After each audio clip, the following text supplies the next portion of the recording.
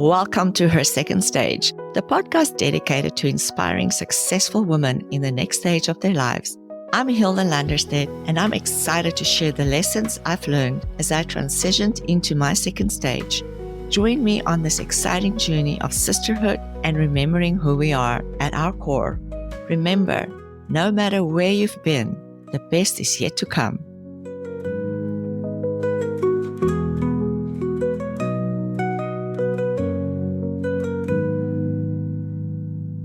So good to be with you again. Nice to see you again. We're having a whole different conversation we decided to have. And it started with my curiosity about the Age of Aquarius. I see everywhere on social media where all these astrologers are talking about everything is changing in the Age of Aquarius. People know about it because I think I heard like in the 60s was the Age of Aquarius.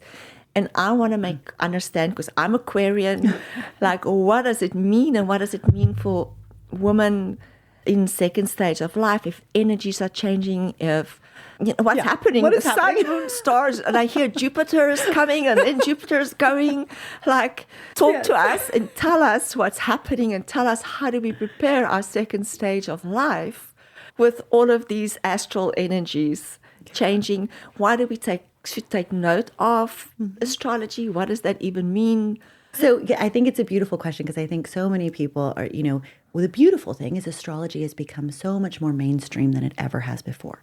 Even though it's 4,000 years old, you go into the pyramids of Egypt and you see carvings on walls of the stars. We've always looked to the stars.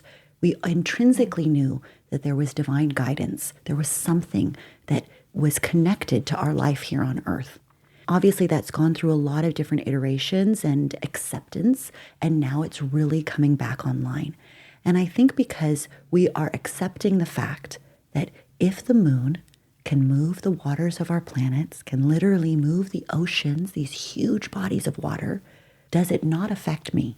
Does it not affect my own energy? Does it not affect my own emotional body, the tenderness inside of me? I love astrology. I love it because for me, it has given me a window into the energies that I came to dance with in this lifetime. I could go into a lot of detail, but let's just start with Aquarius. So because that is so on people's mind. And it's really on people's mind because Pluto, the furthest planet, the planet that in the zodiac represents death and rebirth, transformation at the deepest level, a complete becoming of something new, has moved into the sign of Aquarius. And that planet will be there until 2040. Oh. And so as an astrologer, that tells me that as a collective, as all of humanity, we are going to be dancing with transformation in the areas that Aquarius represents. So what is Aquarian energy? Aquarian energy is the visionary. It's innovative. It thinks outside the box. It's mental energy that says, how do we do this differently? Is there a more efficient way? What is possible? That's a favorite question of an Aquarius. What is possible?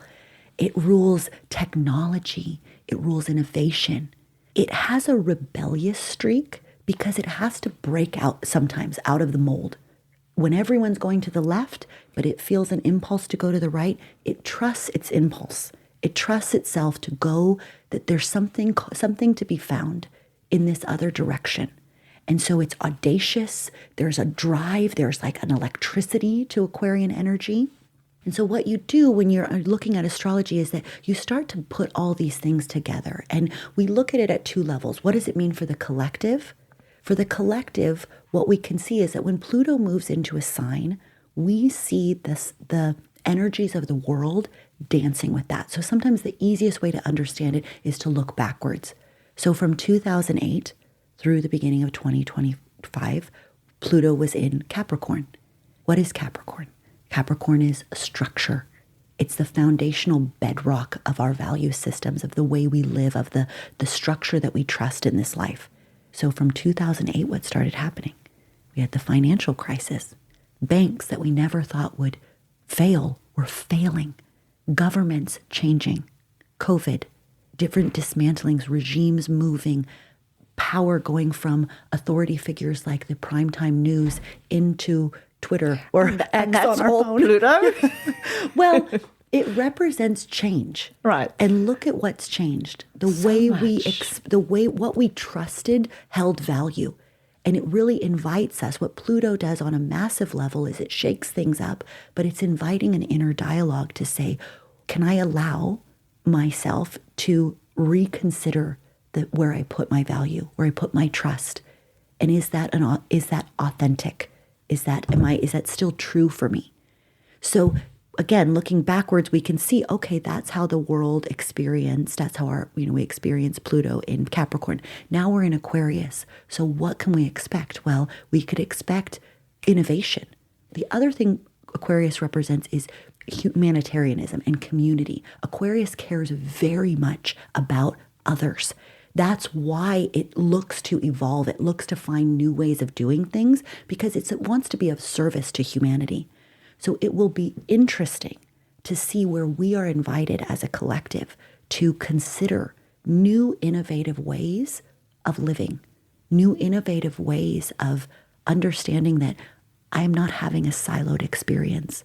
What's happening to you actually does affect me because it affects our community. What I'm hopeful of is that I think we're going to feel some transformation, that moving outside of just this is me and this is my experience to inviting a more understanding and compassion for the collective and innovating new ways of being, maybe new ways of growing food, new ways of living, new ways of communicating, robots and this and that, who knows, AI.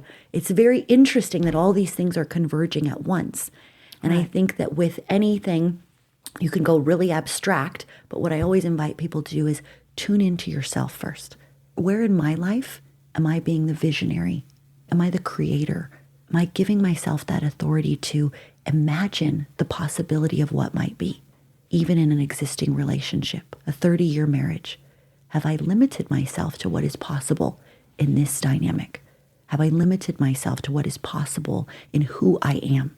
And can I expand that lens and invite myself to think of what might be possible and then have the audacity to maybe lean into some of those bigger dreams? When you talked about Aquarian, it's like you literally talked to me and you described me, yes. Which is like, whoa.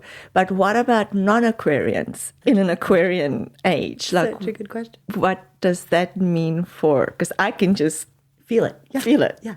So when you have aspects of your chart, when you have planets in these signs, you have an amplified energy. You're coming to really dance with this energy. But we all have all parts of the zodiac.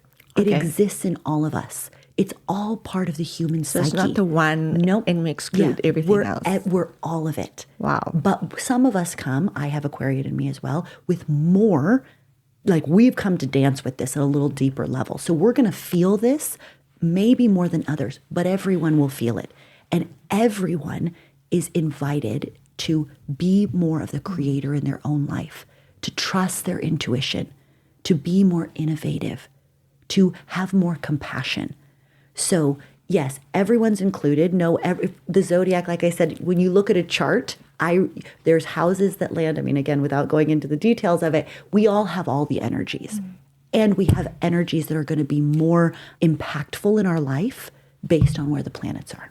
So a last words of wisdom from you for women, late 40s, 50s, 60s and beyond.